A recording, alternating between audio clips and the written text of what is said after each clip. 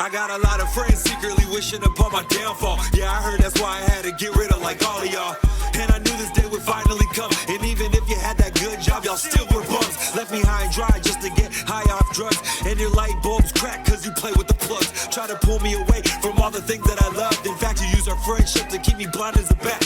But I ain't going out like that. Only thing that ever saved me was my paintings and raps. Now I'm in a couple movies, always trying to get back to those who don't want to ever see me just die and collapse. There's a renaissance in Portland and I'm pushing to the max. Art saved my life while my friends try me for traps. Now I got a couple people definitely that'll stay. I know they'll be at my grave.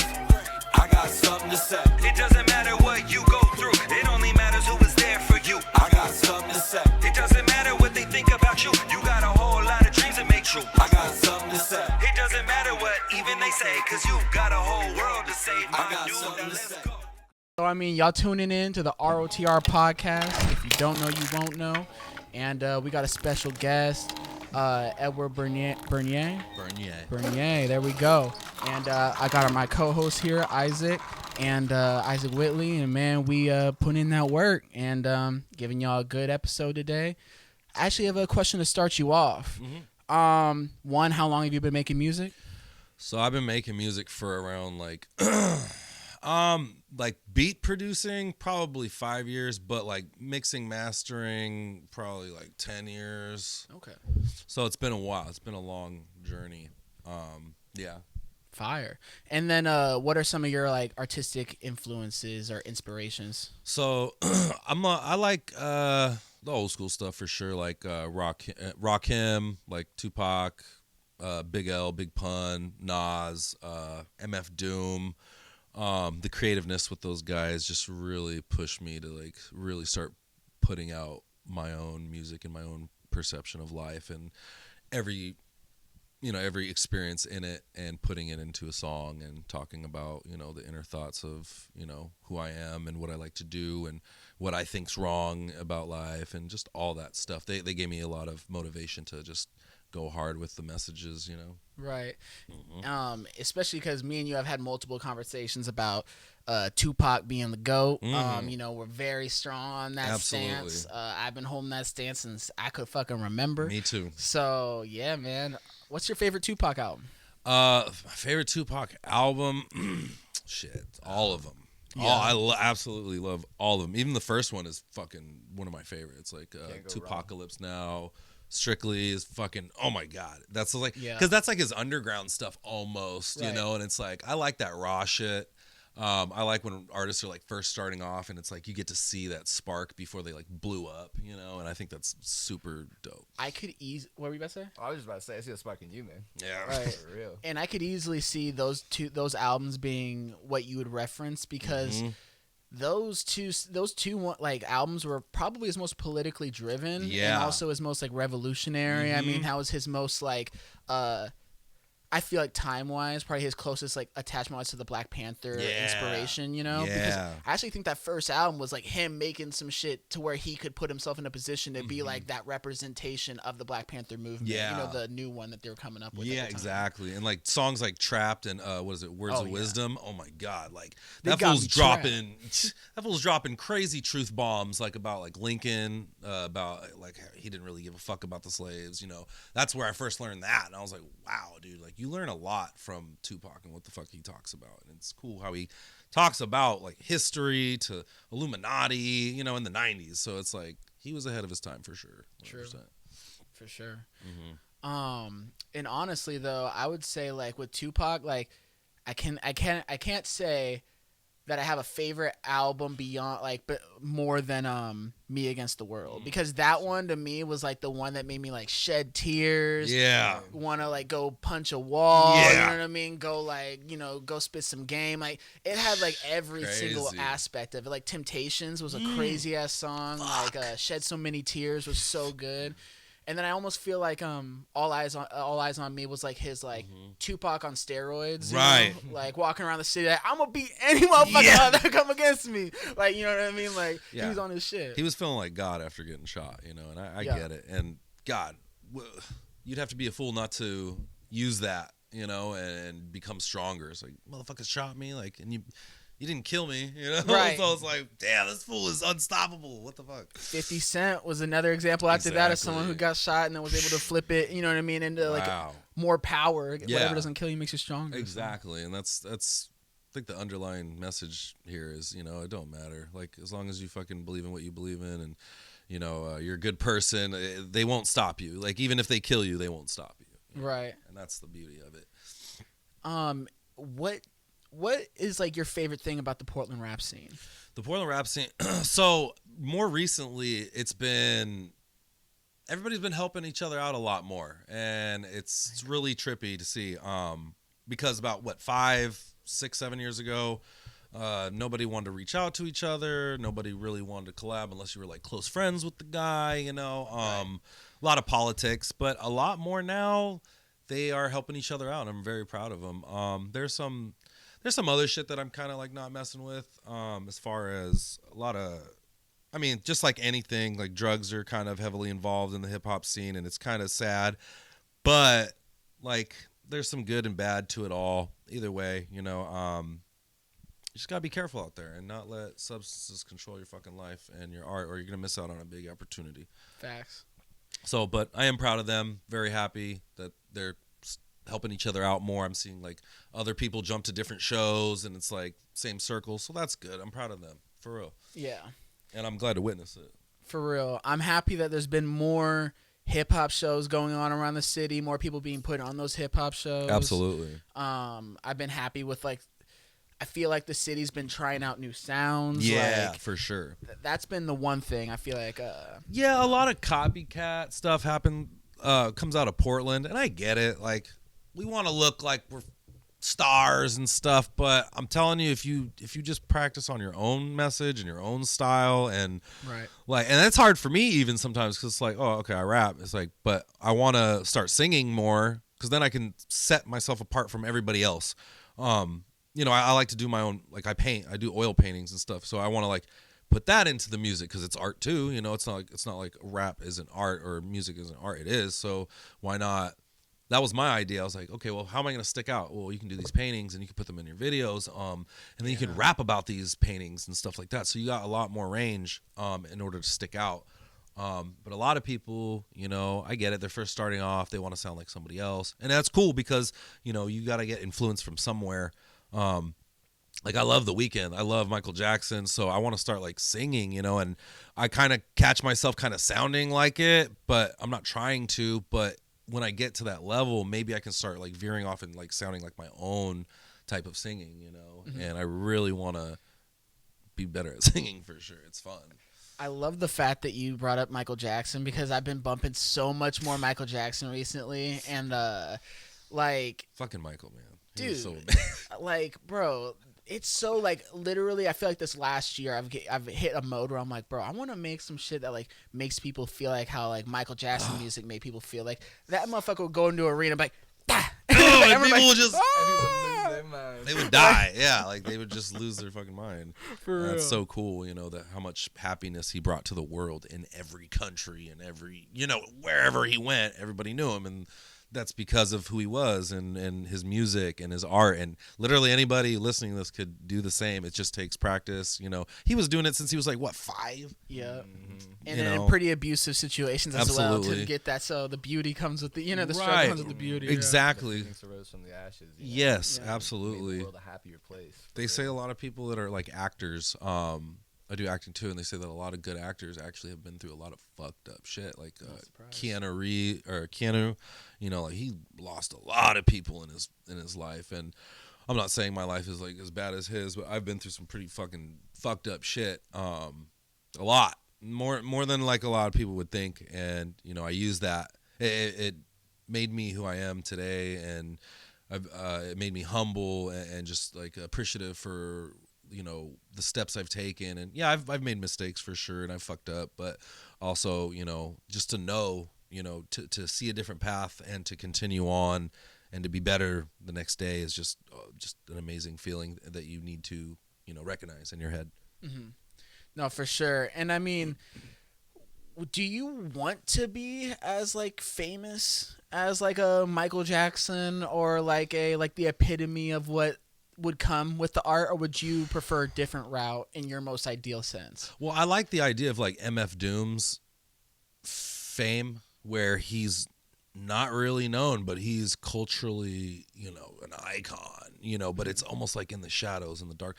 But also, like, I don't really mind. I mean, I just, wherever my art takes me, I really don't mind, because then that makes it to where I can reach more people and a bigger audience and change the world on a bigger scale than what I am doing now. We all want to change the world for sure, for better. And I think it sounds scary. It does sound very scary to be that famous, but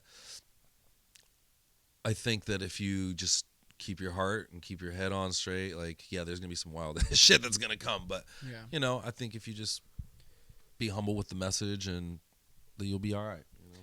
I feel like maintaining like that sense of moral integrity. Yeah. Probably will come with a lot of you turning down certain opportunities, right? Because it's like, okay, I can do that, but by doing that, will that mess up who I am and how my audience perceives me as? Like, God, Kendrick must feel really wild, like from Compton to fucking like in France, selling out, like everybody knows him. It's worldwide. Like, it's probably scary as fuck. Not for real. And I mean, with him, he just literally had the highest grossing hip hop tour of all time. Yeah. Congrats to that. High power, baby. High power, since the fucking J. Cole Kendrick record that they had. Yeah. Where fucking, throwing that shit. Like, bro, that man's been on a mission.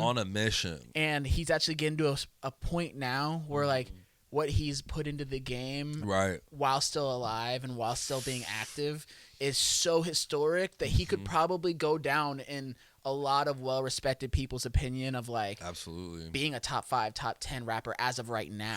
Yep. You know what I mean? Like, which is crazy to think about. Sure. People don't want to admit it till you're gone. They don't until you're gone. Oh, that's so fucked up. I know, right? How dare y'all? For real. What the fuck? No. But it is weird because, like, I wouldn't.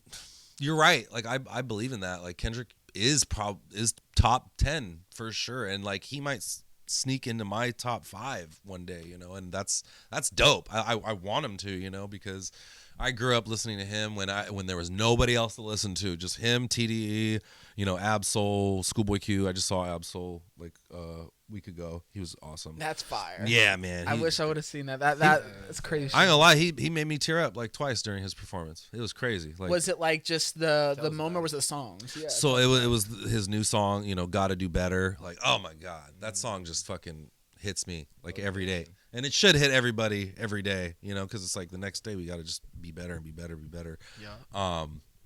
And then listening to his old stuff and to seeing like how far he's came, and like he's not as big as Kendrick, but fuck, man, he's got wild concepts, and just to have Kendrick and Ab-Souls is a blessing, just to have those variety of tastes, it's like different flavors of ice cream. You don't want to eat the same thing over and over, but they're very different artists, but they can get in one song and just fucking kill it, and that's beautiful. Right. And people always, and that's all, that kind of brings up that whole debate people always have, where they would be like, yes, Kendrick was the best rapper on TDE, but they're like, Ab-Soul was the most like lyrically inclined. Right. You know what I mean? So and that's cool, like either way, they're both homeboys, right. They did it, and that's cool as fuck. I wish Ab-Soul did get a little more love, but you know. Fuck. If you know, you know. If you know, you know. Exactly, and that's the cool thing. And his Herbert album was like debatably album of the year last year. That was a great album. And it almost like him and Mr. Morale's the stepping dude. They're almost kind of the same. It's like a coming of age albums. Yeah. And they're like growing up, and that it's not about the party anymore or even the tour, but it's more about like your health and your mentality and how you got to just keep going. And that's what the kids need to hear too, because I mean, in the generation that we're in now, it's, they'll pick up anything on the internet and they'll just run with it, and it sucks, because they're just like loose living. It's like a train off its tracks, and we need people like Kendrick and Ab-Soul on different levels to help these people out and to help them see that some things are fucking wrong and some things are like, hey, that's a good idea, stuff like that. Yeah, and especially like a similarity between both albums.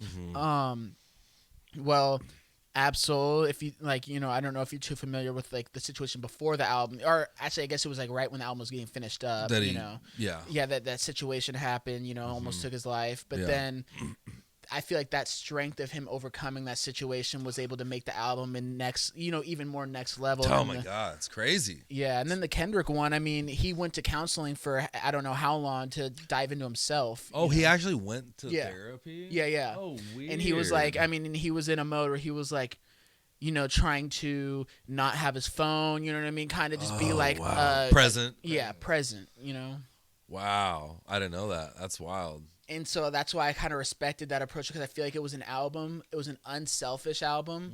Because if he was being selfish, he could have took a whole different approach. Right. But he was like, I'm gonna make something that for me. Yeah, for me. And my mental health and whoever's like me. Yes. Oh, it's beautiful. And that's why whenever I talk to people about that album, I always either get people that say I love it or I hate it, and then I go, do you relate? If they say they hate it, I'm like, did you relate to it? And they're like, nah, man, I don't relate to any of that shit. So this is I just watched Once Upon a Time in Hollywood for like the fourth time the other day with Radeskiii, and that movie is fucking a piece of artwork. Like, it's a masterpiece, because it goes in about these two actors that are kind of like washed out and they've already had their shine, but it also dives in their lives of, California, the 60s, 69, around the Manson thing situation, and like, but it dives deep into their lives and how like Leo plays this guy who's like fucking like, oh man, I need to get like some better jobs or something, but the time's already passed, and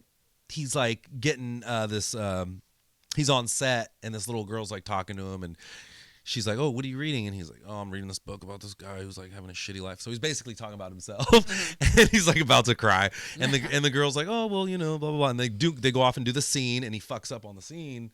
He freaks out, and then he comes back, and he's just like, if you fuck up, he's looking in the mirror, and he's like, if you fuck up this scene, I'm gonna fucking blow your brains out all over this.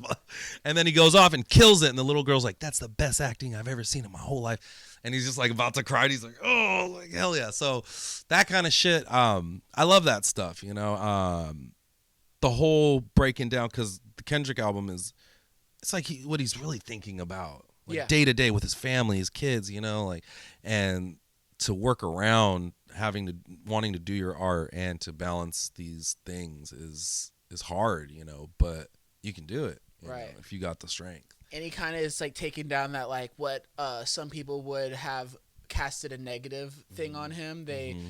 They took away that like God complex thing, right? It was like him taking away like the shadow of like what perception might be of him being perfect, right? What I mean? And it's like, hey, I have my own flaws, I have my own mistakes, I mess up. He probably knew that this album wouldn't hit as hard as Good Kid, for sure. But that's what he was saying. He's like this is for me, like, right. So either y'all fuck with me or you really don't, And back to the point of the movie, the Once Upon a Time in Hollywood, is like a lot of people won't get that, because like I do acting, and I'm like, wow, like these little things that are happening in the movie, I appreciate the art of acting even more, and a lot of people wouldn't get it, but that's the cool thing, is like if you're just open-minded to things like art, be faceted, that you can see similarities in acting to music to paintings, being subtle. Like, for example, like when you're mixing and mastering a song and you're like, oh, I want to get rid of this one part because it doesn't sound good. It was like, well, let's not get rid of it. Let's blend it. Let's turn it down a little bit. Have it hide in the back. Maybe you don't have to get rid of it. Maybe it'll just give it another dimension. And then you can do that with paintings. Like right here, like around the arm. Like let's do this little blend. And then in acting, it's like let's take back on that. Or let's lower down the volume on that one part where I say this one thing. And so it's like all art does have the fucking same structures. And it's very interesting to see these, and you can use them on other arts, Right. Very cool. I mean, like, and especially, I mean, hey, I'm always the person that sees like similarities between like music and like basketball sports and all that. I'm always Yeah. making analogies and all like whatnot. Even if it's Exactly. not the most accurate, there's always similarities. At least from me playing basketball my whole life, I'm like, okay, I could see the relation and how it does. Right. Absolutely. So cool. When did you get into acting? So actually, I mean, I was working at the sandwich shop in Beaverton, Giraldi's. Shout out Giraldi's. And this kid walks in. He's got afro, and he's looking for a job. And we're like, yeah, man, fucking fill out this application, come through, and he started working with us. And I got to know him, and he was a model, and he was like recently starting to do more acting. And I was like, so like, what's good? Like, let's do some photos. I'd love to do some like I'm trying to get better at photography and all that, like more conceptual photography shoots. And he's like, yeah, let's do it. We did it, and we became more friends, like, you know. And I was like, yo, so I want to get into acting. Like, what do I got to do? And he's like, all right, well, you know, I'm only going to show you because, you know, the Portland acting scene and movie is, you know, they want to keep everything a little quiet. You know, they don't want everybody jumping in. So he kind of showed me a couple things. And so I started, you know, just applying, auditioning, and I've been just trying to push more on that. And so this was about 5 years ago. So 5 years ago. Did you have to have like when you were first submitting, did you have to have an extensive resume at No. first? No. No, you do not. You just audition and do your best. Like, you could either do background work, or you could audition for lines. But sometimes, like, when you're doing just background work, they may have you come in and be like, hey, you want to run some lines? And you'd be like, yeah, for sure, why not? You know, I mean, it depends on who you are, if you're comfortable doing that. But yeah, basically that's how it all kind of started. And I started going to one of the movies I'm in, it's called Who Are You People? And it actually has the dude from Final Destination, the first one. Yeah. I used to watch those. Yeah. And then the woman who plays Lisa Simpson's in it. Oh. And then what's her damn name? I forgot this. I forgot the other chick, but she was on Charmed. Okay. But that movie hasn't even dropped yet. That was 5 years ago. Damn. So it's crazy how long it takes for movies to come out, because then they'll send it into fairs, movie fairs or whatever, and they'll hold on to it as much as they can to keep playing it in the fairs. And then when it's like, okay, the movie's losing its thing, now we'll drop it. So there's like a whole bunch of weird, crazy shit that happens when it comes to movies and all that stuff. And then I got my first like lines like about during the summer of COVID, when COVID really started pushing. Oh, it was crazy, because a lot of people were like, there's no work, there's nothing, like nobody, it's all COVID. And so I was actually very lucky to be a part of Christmas Freak, which was filmed in Portland, and it's a pretty funny movie. We're on was it Tubi? We might be on Hulu. Tubi, actually. yeah. We actually might be on Hulu. Apple, you can buy the movie on Apple, so I'm, you know, very thankful for all that. You know. I always love a good Christmas movie. Yeah. Oh, you would love this. Oh my God. Shout out Sean Brown. What would you say has been like your the most fun, best experience you've had in acting? Okay, so probably that very first one. I mean, all of them are fucking awesome. Like I've got stories between all of them. But the first one was probably when it was my first acting gig ever, and it was with that woman from Charmed, and I didn't recognize her, but I was like, I know this woman's famous, like, but you know, you don't want to like walk up, you know, you want to be respectful and just kind of, but so it was me and these three people were the last people to be picked to be put on the scene, and like they finally call us up, and we're sitting on the side, and everyone's in their spot, and then they look at me and the other dude, and we're like, all right, you two are the last ones, come up. So Edward, we're going to have you talk to these people. This guy's going to walk up to you, and then you're going to walk through this hall, and then the camera's going to be coming towards your way. So don't look at the camera, walk past it like it's not even there. And I was like, got it. Like, it's pretty easy. Right. And so you keep rehearsing it before you shoot it. And the director was just like, yeah, man, like you're straight up natural. And I was like, I'm just walking down the fucking hall, man. You know, like, come on, don't float my boat. But and then all the people around are like, wow, it's super cool. Like, oh, the director like recognized you, like, and just like that little shit, you know. It means a lot, you know, even if it is just acting. Like, you just walk, oh, yeah, you pretended to talk. You're usually pretending to talk. You're not really talking out loud.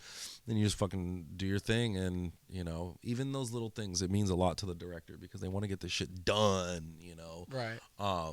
So when you're killing it, like, they'll recognize you. And it's a very good feeling. I know that on Friday, the original Friday, they were like, they literally had a rule where it was like, if you fuck up your lines, you know what I mean? Like, I think it was more than X amount of times, they'll cut out your part and then you're no longer on the shoot. Oh, God. So you'll get replaced like immediately, or they'll just cut your character out and then write around it. Wow. So that's kind of because they were on such a budget because they that's why. because they rented out the street and all that and all, you know, all that stuff. They didn't have like the biggest budget at the time anyway. My so. God. Ice Cube's a boss, man. And then I think the other one was, you were talking about lines and Fresh Prince first season. Will Smith, he's new to acting and he didn't get that many lines before in most of his other stuff. So he was like, how can I do this? He found a trick, and it was by mouthing everyone else's lines on the play. So if you watch the first season, every episode he's mouthing the other person's lines. Wow. So like he's like, that's cool. He's about to talk, but you could see he's like, you know, mouthing what you're saying. So because he's reading the last lines, and that's kind of what I've been doing. Like, I'll reckon. So if I'm talking with somebody, I'll try to memorize their last word.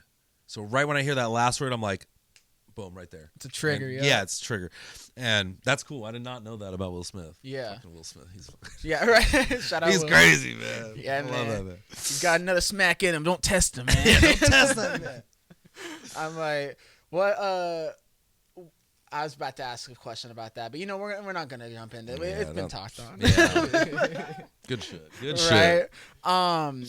So okay, what's like your dream project? If you could make like an album, any budget, work with anyone, what would that look like?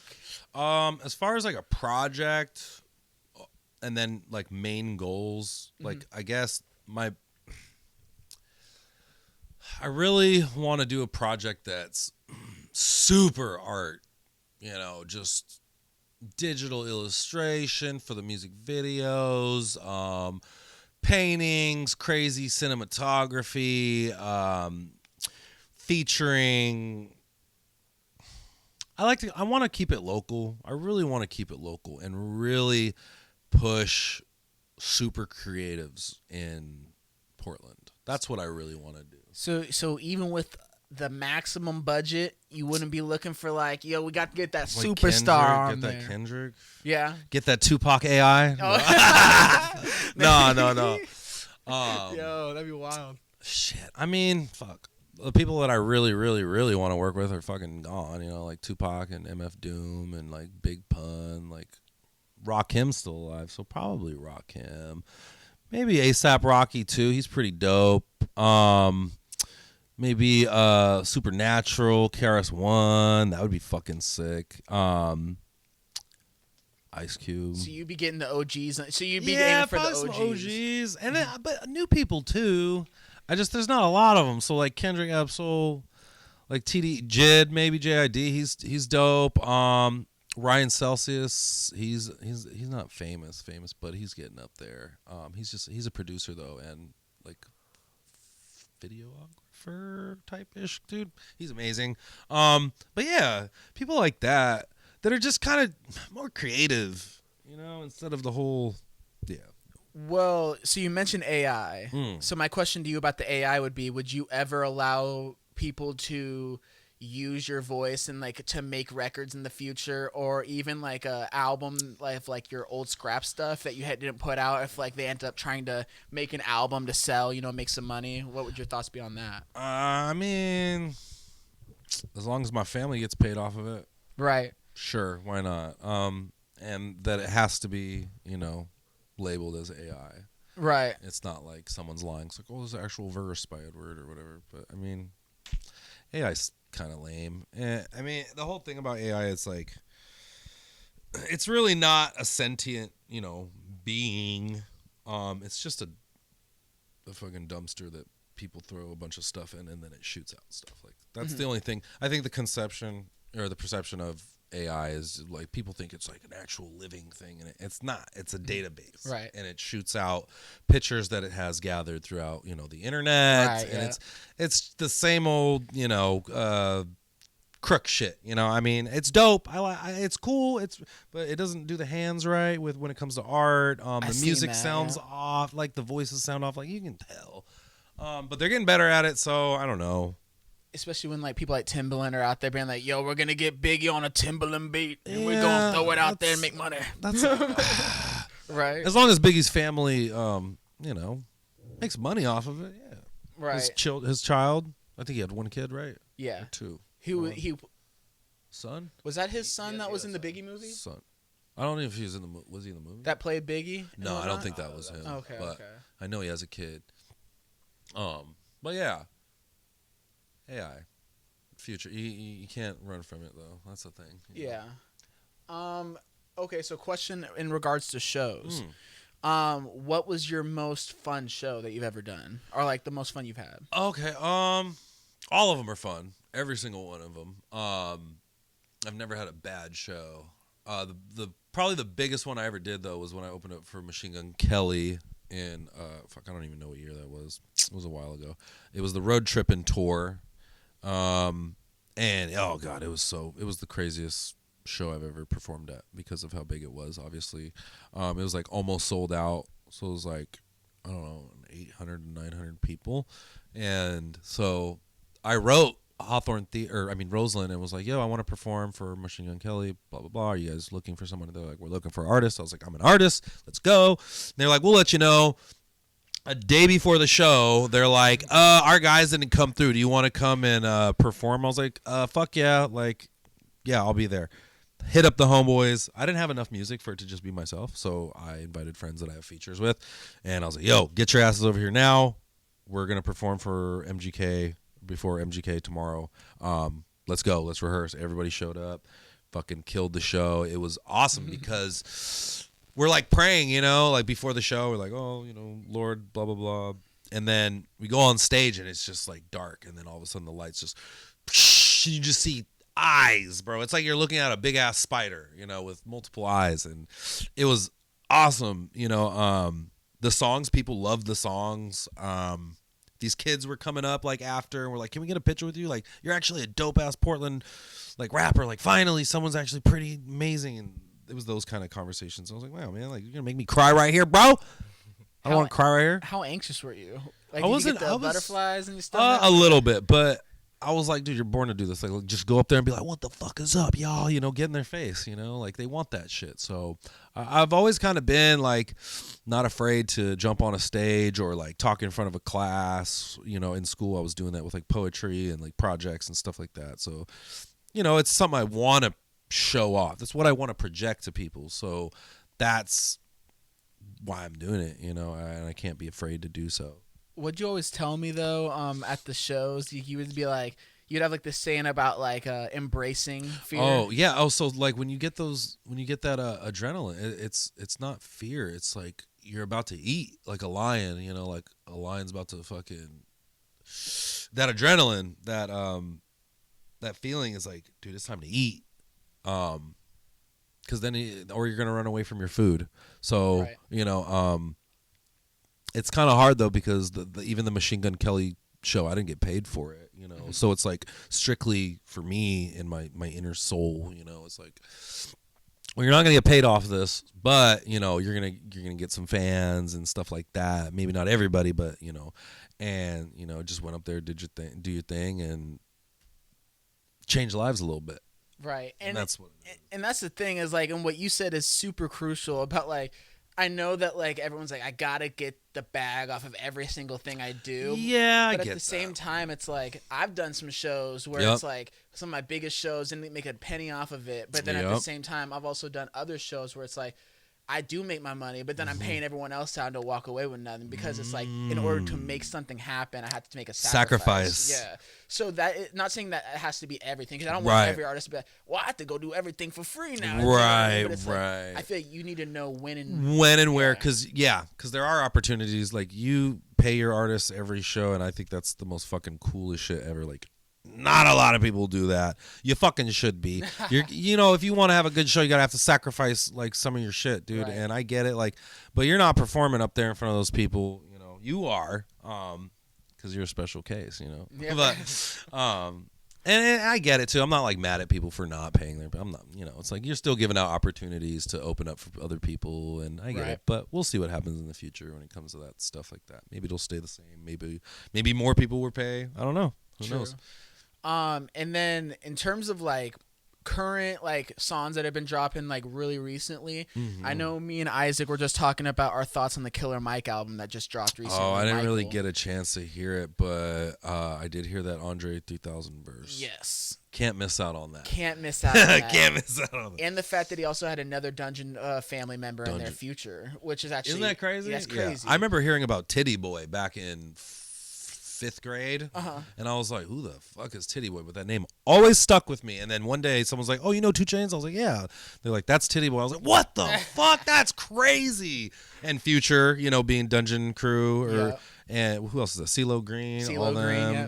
That's crazy. Like, was he on the album? Yeah, he was on the first song on the album, CeeLo Green. And then he's got Young Thug on a song as well. Yeah, and Young Thug's part of Dungeon Crew, like that whole that group of people. And it's crazy because like Ludacris too. That's wild to have those many artists that have came out since I was, you know, in 4th grade to, you know, Young Thug to now. And then, you know, Killer Mike has always been there, but I didn't even really notice. But, you know, when Killer Mike dropped, you know, Run the Jewels, it's like, oh, who's this guy? I was like, oh, he's been around. Oh, fuck, okay. He was on When the Whole World Loves It When You Think Blue. On Outcast, right. Yeah. So I was like, these people been here, and that's fucking cool. Young Thug, I don't really fuck with him, though. I mean, he does his own thing. People like him, but... Yeah. Sometimes with, like, music like that, it's pretty, like, subjective, you know what I mean? Like, but I mean, I do respect that it's like it's its own thing, you know, like it's their own art, and I respect that either way. Like, but I'm an old school hip hop cat, you know, so it's like, you know, I feel like that's been one thing that the South has been like pretty prominent on is like bringing new, like whether you love it or you hate it, it's like a whole new flavor or sound. Yeah, the game. It's like they're underwater, you know, Atlanteans, you know. and actually, I was like telling one of my friends like West Coast or East Coast, and then I'm like, I can't even answer that question no more because of where the hip hop game's gone. That's like if you eliminate the East, you don't got like that foundation. Like, real art MC, you know what I mean, like type era. Without the West Coast, you don't have that swag, you don't have that innovation, style, that sound. And then without the South, you don't have like that grit, get it from the mud creativity. Yeah, it's so creative, and like me and my homeboy Ross Casa, shout out Ross Casa, Blackheart. He kind of took me through a 3-6 Mafia, you know, like I didn't really get deep into him, but you know. Everybody knows 3-6, but he showed me some of their shit and like their earlier stuff where they didn't have shit, man, but they fucking held it down and kept going, and they didn't give a fuck. And they had beef with Bone Thugs because Bone Thugs thought that they were kind of stealing their style and shit. And it's just crazy to see how music can evolve and turn into, you know, other things, and that's dope, you know. For sure. If someone were to try to steal your sound, how would your response be? I mean, I want to influence people for sure, and if he's as good, I want him to be better than me. Then, yeah, if he's gonna take from me, he's got to be better. And I don't really mind if he's like, you know, taking like my lines and shit. Like that means that he gets it, you know, and he wants to spread that knowledge. And like, why should I be upset with that? Like, you know, Tupac influenced me. I don't say exactly his words. I might quote a line from him, but I won't like take whole verses, you know. So you can quote me if you want. I think it's important when like you do like have influence from people that like that you don't try to like hide it. Yeah, no, because then you look kind of weird. Like Drake. Yeah. Like Drake stole that whole Players Club verse, and it was just like that's fucking weird. Why would you take a whole verse, you know? But I mean, Drake is always taking from a lot of people and benefiting off of it, and I kind of don't fuck with that at all. I mean, I'm sorry, I don't like Drake. Like DMX said, I don't like the way I don't like his haircut, I don't like his face, I don't like his that Breakfast Club interview is classic. Yeah, but I mean, like he does for the people, and like I appreciate that, you know. And you know, he gets the women going, so you know, thank you for that. Just write your own shit. No, right. I mean, well, that adds the like one of the last questions I'll throw your way is ghostwriting. Like, would you ever have a writer? Are you totally against that? Like, to the end of days, like you're going probably. Yeah. I mean, because you're not an artist if you ain't writing your own shit. Mm-hmm. Then like you're another man's voice, right? You know, and it's like it's kind of cheating, like cheesy. But nowadays it's like anything's acceptable, like snitching's acceptable now, and it's like now we're kind of, come on y'all. But no, I've never had a ghostwriter. Like I write all my own shit. I write my own fucking stuff. I don't do my homeboy I showed him my new singing song, and he was like, dude, did you use AI? And I was like, what the fuck, bro? Come on, man, you know me. Yo. He's like, oh no, you could. I'm like, whatever, dude. Whatever, dude. But you know, and everybody's gonna do their own thing. I can't stop them. You know, what do? You know, except congratulate them. Good shit. Right. You know. I mean, the way I think about it is like I'm always try to like, you know, write my bars whenever. I've always written my bars. However, it's like I do think about it going down the line. Let's say like I'm in like the studio with like a bunch of greats, and it's like not really a rap track. You know what I mean? And it's like I'm only in there for a part on another person's song. Right. Then maybe like if the guy's like, well, can you say this for me? Or yeah, something? like, you know, like 2 bars of a singing thing, like a chorus. Yeah. Okay. Like, something like that. Maybe that makes sense. But I couldn't imagine, because part of like my thing I love about my music so much is the pen game. Yeah. So yeah. Oh god. So it's like good. Same thing with Tupac. I couldn't imagine listening to a Tupac song where he wasn't writing it. You know what I mean? Like it would feel. I'd be like, because he's an actor, so he could probably get the emotion across. Right. I could tell that it wasn't his words. Right. And but fuck, man, Pocket, that fool was like screaming his shit, you know. Yeah. So it's like you knew it was him, you know. He rapped from the belly, yeah. You know, it came from the belly. The fucking the hunger, you know. That man, dude, he sounded like he was like 45 years old at like 22, 23. You know, it's so wild, like crazy. And then okay, here's another thing.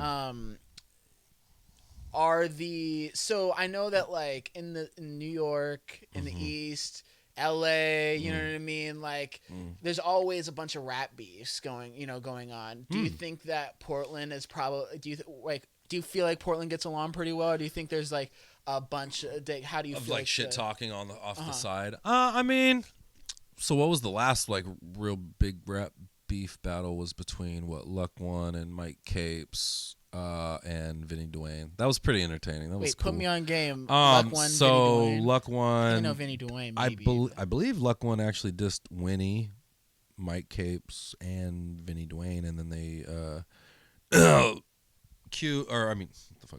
Capes came back and dissed him. Oh man, it was great. You should check it out. Was it like a competitive battle, or was it like I'm coming at you and I'm gonna try to disrespect you? I'm pretty sure they have like some past history.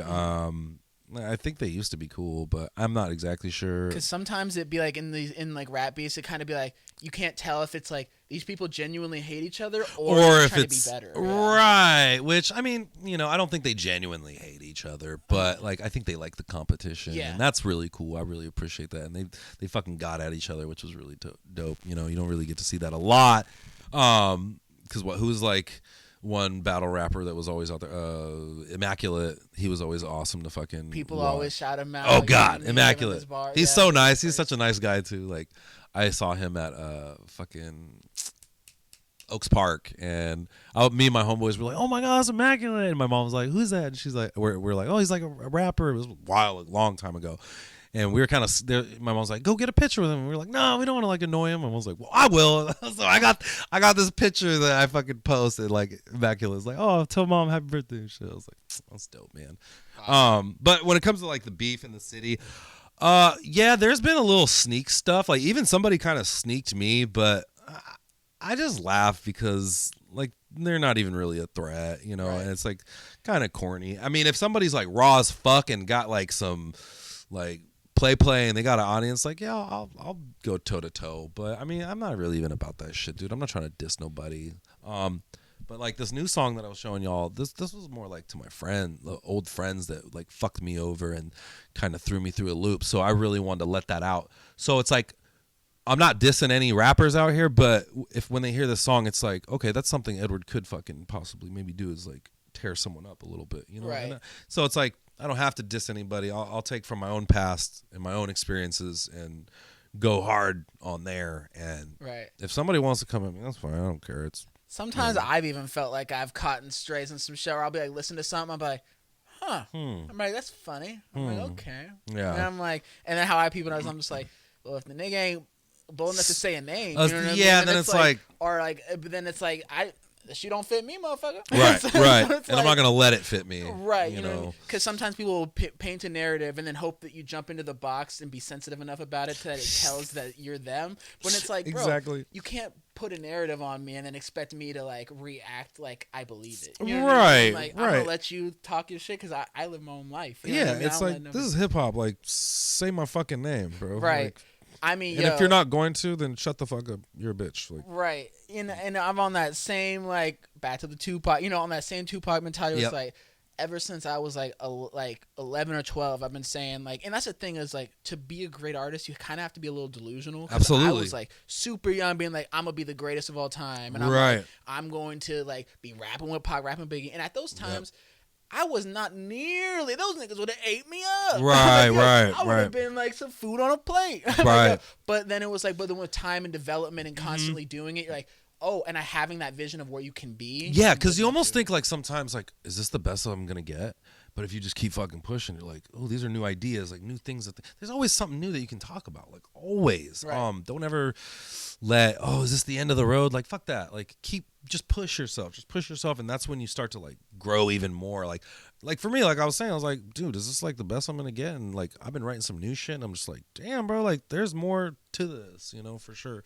As an artist, you're limitless. Yeah, There's you are. No limits. You're exactly, and the only limit is your brain if you let it be. For sure, definitely. That's one big reason why I started moving towards music instead of basketball was because there's so much physical limitation to basketball. Fuck, man. Yeah, and that even sucks. though you can grind every single day and you still may not. It's like, you know what I mean? It's like you're still like if you're not in the 6 foot or 6 foot range, you're not sucks. like you're not practicing every day. I was like, but then with rapping, it's like there's no physical limitation. Your mind is infinite, so it's like however much you want to learn, however much like stuff you want to do, you can do it. Yeah, it's beautiful. It's a beautiful thing. Hip hop, man. What? Yeah. I was gonna say. Edward, what would you say you got cooking for the rest of this year? I'm just curious. So for this year, I don't know. For some reason, I came up with this weird structure. It kind of just accidentally happened. Like last year when I dropped Lucinda Seed, which is on all platforms, blah, blah, blah. I dropped Tormented in the beginning of summer, first day of summer. I looked it up. I was like, what's the first day of summer? I was like, I want to drop Tormented. So that was actually 2 years ago when I dropped Tormented. But the album, Lucinda Seed, came like on my birthday, January 4th. So that's not even been out a whole year. So I kind of have this thing where I'm like, I want to drop a video for like 3 videos for the project that I'm working on now. I already have one. Yes. Two actually. I got 2 videos. Well, no, I got 3 for the Lucinda Seed. I got 1 video for I Got Something to Say, and then so I need to get 2 more videos. But it's like summer shit, and then I'll probably drop the project maybe on my birthday again. I don't fucking know, but it's been working. It's been feeling really nice dropping these videos.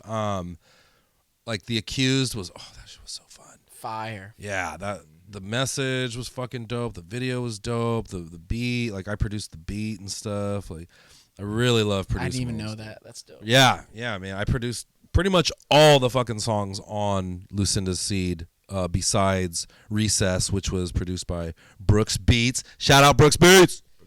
The the song about your brother, that was crazy, man. Yeah. That was very like that was like very personable, very deep, vulnerable. You know what I mean? Very vulnerable. And a great storytelling song too. I felt like you were right on the point. You like, yeah, you're really getting it. Yeah, the whole album's basically because my mom's name is Lucinda. I'm her seed, you know, basically, and so I guess the whole I don't want to ruin it for everybody, but it's like there's more than one Lucinda seed. So it was like about my brother, you know, so it could be about him, you know, and it is like what happened to my brother. If you listen to the album, you'll find all about it. He's the fucking reason why I am who I am today, you know. Fuck, it was a wild ride, but you know, I learned so much, and that he didn't pass away. Like he was in a vegetative state for all his fucking life. And the thing that kept me and my mom like going, like we had to take care of him at our home because my mom used to like take care of the elderly in our homes. And so she was like, fuck that, we're not going to leave him in the hospital. Like, I'm not going to let him die either. Fuck that, we're going to take care of him until it's time for him to go.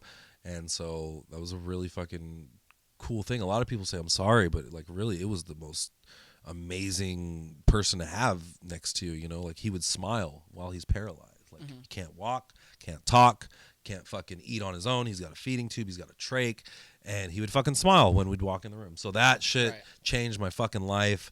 If this kid can sit trapped in his body and smile through it, like there's nothing nobody on this earth could ever fucking do to me that'll ever bring me down or destroy me. Like fuck that, you know? And so he taught me that, and so that whole album's basically dedicated to Mickey Bernier.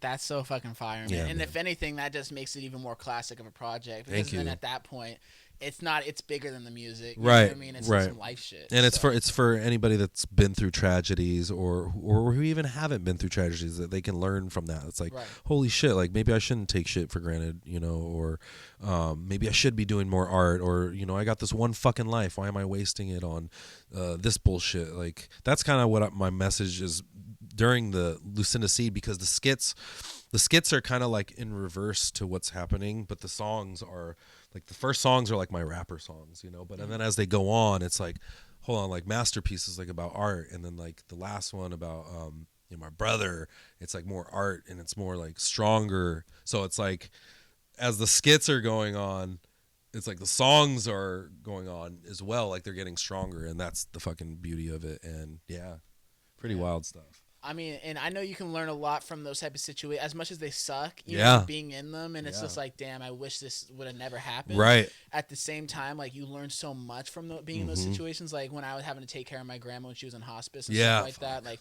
dying from cancer, it was definitely one of those things where it was like, you turn from seeing somebody who, like, was once helping you out, you know what I mean, to you having to help them out and be, like, the nurturing person in that situation. And then it gives you a different perspective and a different drive moving forward, because then you're like, damn, I can't take shit for granted.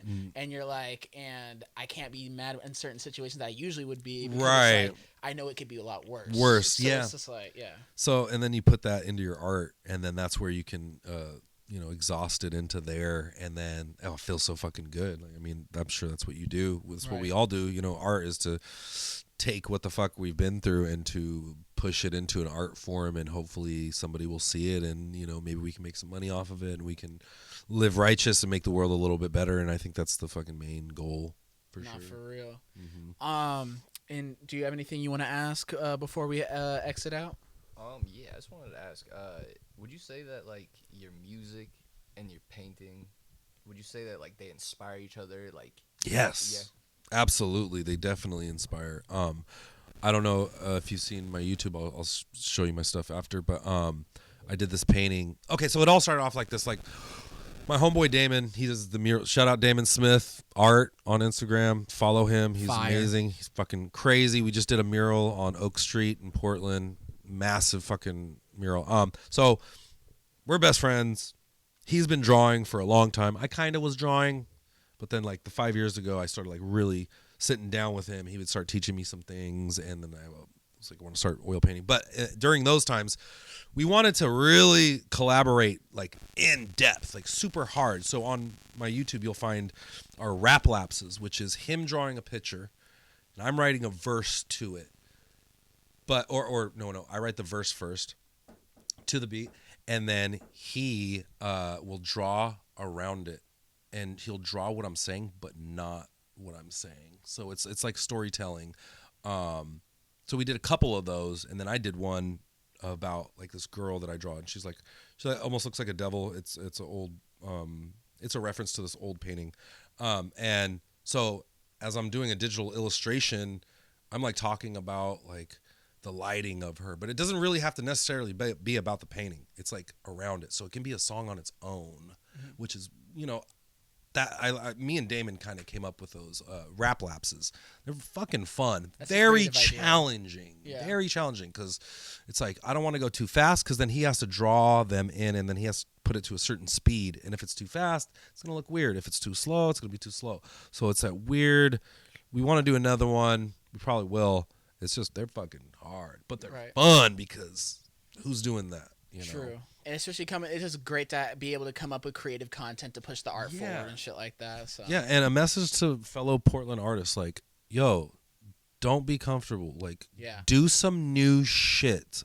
I don't care how fucking weird it is. Do some new shit so you will be picked out of everybody. Make it clean, make it quality-wise good, but just do some new shit. And I swear you'll get up there. I think Killer Mike says in the album like complacency is like the voice of the devil or something like that. He's like talking about how he's like once you get comfortable and once you just like start to like not be innovative, you're not growing. Yeah. Is there anything that you would want the people to know? Like moving forward and what you kind of want them to know about you and your music and what you represent? Yeah, I mean, my message is just to use art for good and to inspire others to be better, to make the world a less hellish place. We need more love, we need more caring, we need more support out here as far as music too. Like I see a lot of people getting a lot of support. I'm getting a lot of support, but it really doesn't take that much to share something or to just like comment a heart, stuff like that, guys. Like, come on, get in the game. As far as the audience, these artists are out here working their fucking ass off, and you scroll past them, and it's kind of fucking weak and whack. And I know you don't see yourself in the project, but maybe you can if you really could relate and be empathetic a little more to the artist, because this is our shit, and who else is doing it? No one else is. So we really need your fucking support. Yeah, pretty much. People be weird about giving out likes and shares. Oh, dude, I'm all over everybody. I'm like, fire, fuck yeah, right. More art, let's go. Spread it. I know, they almost feel like it's weak to do that, and then I'm like, bro, what are you talking about? I'm like, if anything, it's just good to show love. You know what I mean? And you look like, oh, you shared this other artist's page, like, oh, well, I didn't know you fucked with him. Like, that's dope. Don't be afraid to share somebody's art. Right. It makes the world a better place. And you guys are not letting that happen. And audience. I'm talking more so audience instead of the artist. I actually want to play a song real quick. Let's get it. We can play another one. I'm gonna play Tormented real quick, just to exit out the pod, man. And yeah, let's get it.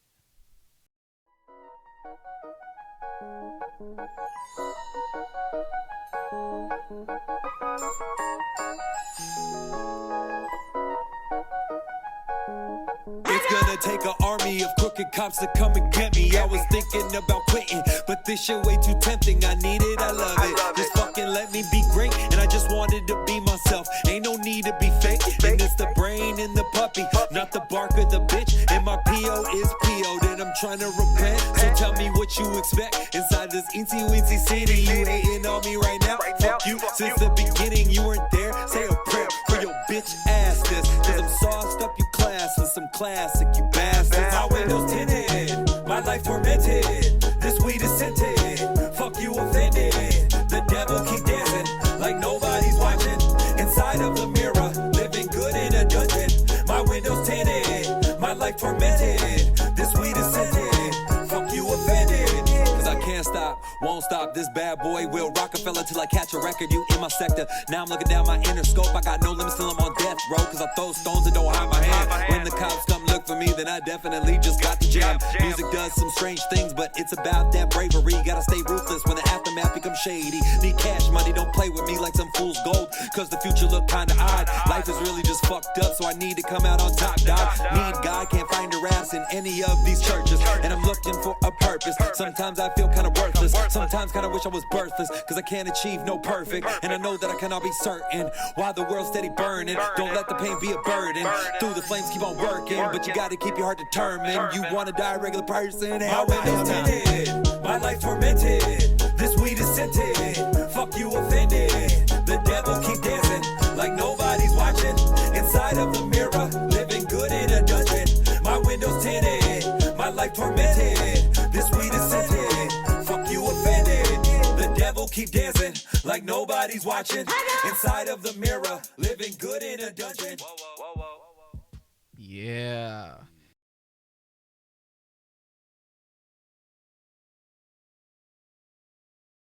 Yeah, man, killed that shit.